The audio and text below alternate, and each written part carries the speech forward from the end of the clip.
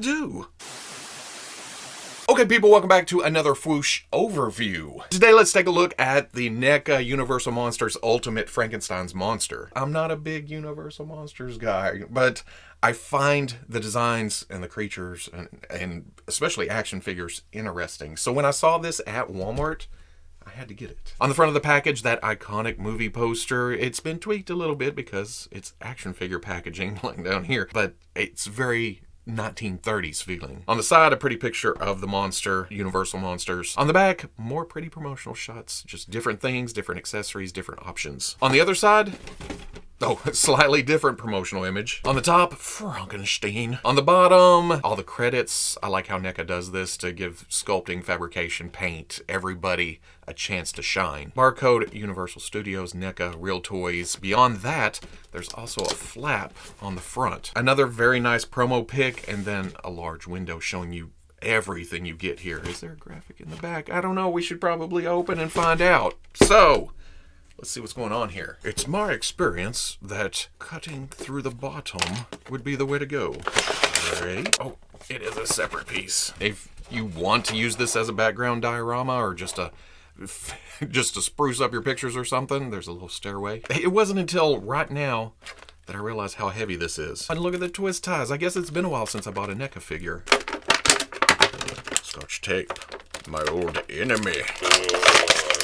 Messing around with the figure for a little bit, it is, how can I put this, deceptively simple. You look at it and you think, oh, Frankenstein dude in suit, not a lot of detail, but once you start digging into it, the articulation, which isn't overly complicated, is more than sufficient in a lot of places. But it's also easy to forget that the monster in the 1931 movie was crazy agile. He moved around a lot more. We're used to having, the arms out just...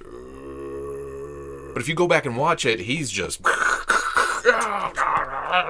So while some double joints in places would have probably been more appropriate, you still get a lot more movement out of this than you would think. But looking at the details first, the sculpt of the suit and the way it lays on the shoulders, or, well, how it lays above the shoulders or further out from the shoulders, it is very, very accurate. And then just the sculpt of the suit itself, there's a texture to the fabric and there's wrinkles in places, but not overdone. Just a little action here. Well, actually that's traveling all the way from left shoulder to right lower jacket. Then some here, and on the arms there's a little bit more because of the movement involved in the arms. Around to the back where it's draping down, and then the color used, very subdued, very subtle because of the base plastic, and then a slightly different color to a dry brush on top to give it an aged effect. But that's also different from the shirt underneath that doesn't have that dry brushing on top, so it looks like two different fabrics and it stands out because of the contrast. And everything I just said continues down to the pants. Just enough wrinkles to make it look like fabric, and then the dry brush on top give it a worn look. And getting up close you can see the seams in places, and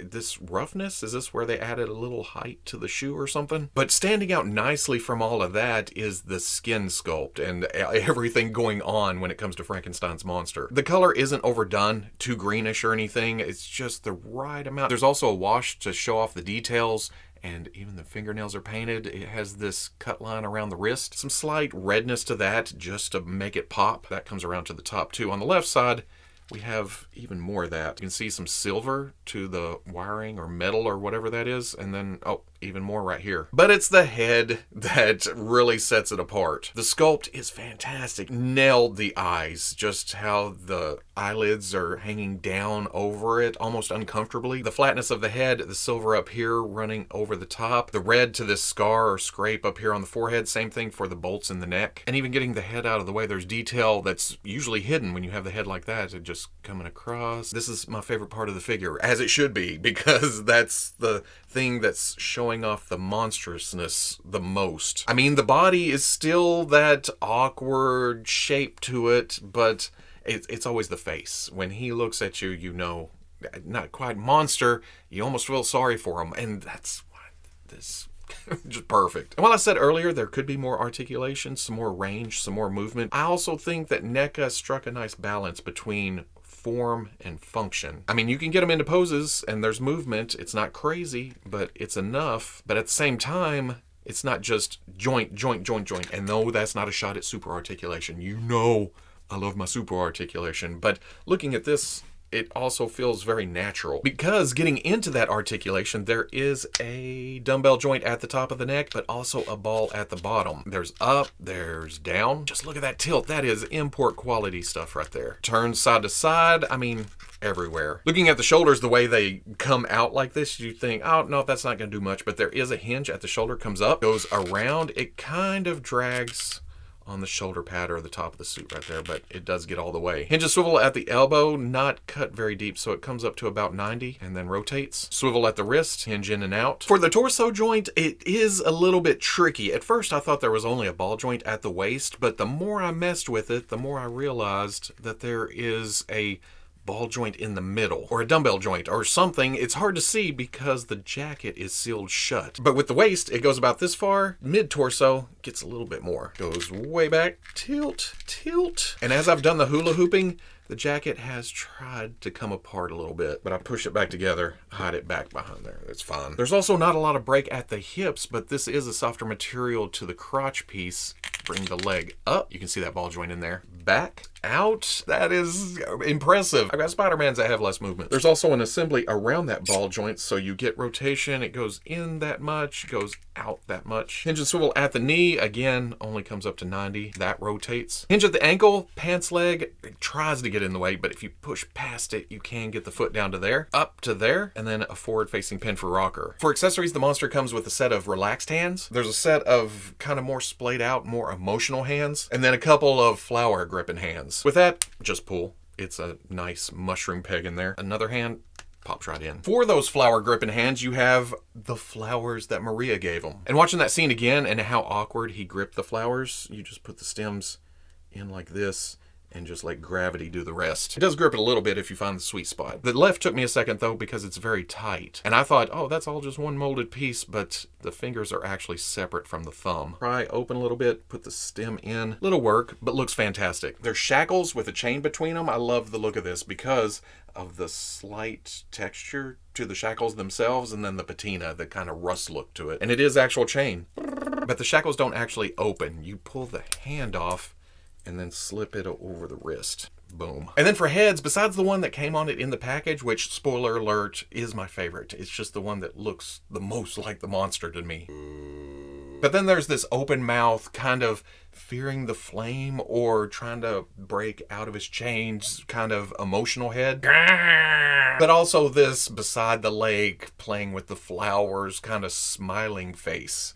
And with that, like I showed a minute ago, the head, easy enough to pop off, then just pop the other one on. When I first saw this, I was like, why'd they give them two kind of smiling heads? But this one is a bit more what's going on in the world. I'm so confused. But I'll never grop about options or extra accessories. And these both look good, but like I said, I think I've got to go at least whenever he's just standing on the shelf with the neutral head. This being NECA, it is 7-inch scale, so stands at about 7 7/8 inches tall, which kind of towers other 7-inch scale lines like, well, NECA's Green Lantern and McFarlane Toys Superman. Here he is next to the Mezco 1/12 Collective Nosferatu and Frankenstein, and I think I gotta give it to NECA here. Like Wade over at Unparalleled Universe told me, the Mezco looks more like a dude in a suit, a regular size body with Frankenstein parts. The NECA is way more accurate to what we saw in the actual movie. Also quite a bit larger than the 6.5-inch scale of Marvel Legends. Here's your standard Bucky Cap body. Here's the new suited body we got with Dormammu and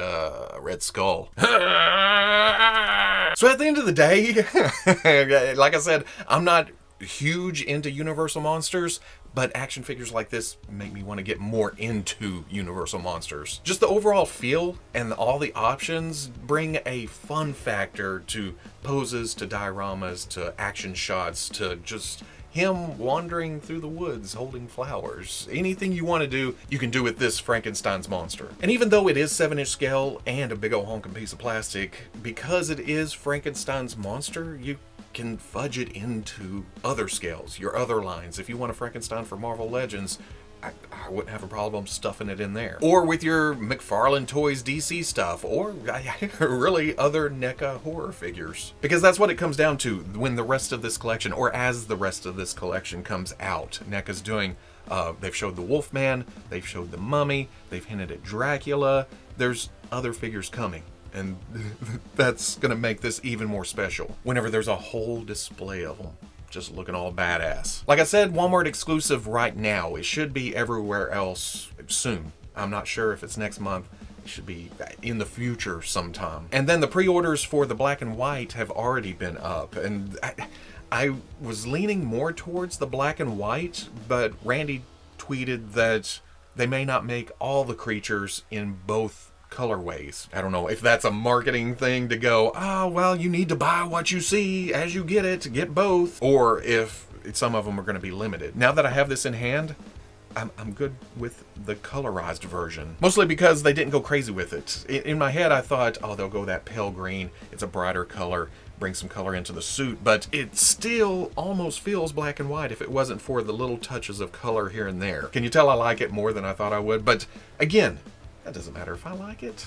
If you like what you see here, go out and find it, or wait until it goes up for order on the online sites, other stores, whatever. So if you like this overview, comment, like, subscribe. Much love to the plus. If you're interested in seeing videos early or just in a position to help out the channel, patreon.com. But wherever you may be watching this, I'll always catch you on the Fwoosh. Me just moving this around for the different camera shots, it is so cinematic. I think it's because of that balance between crazy articulation and statue. Neca took it to just the halfway point to give us posability, but it doesn't break up. I mean, I forgot to point out the knees. Look how the wrinkles stay prominent and the shape of the leg is maintained.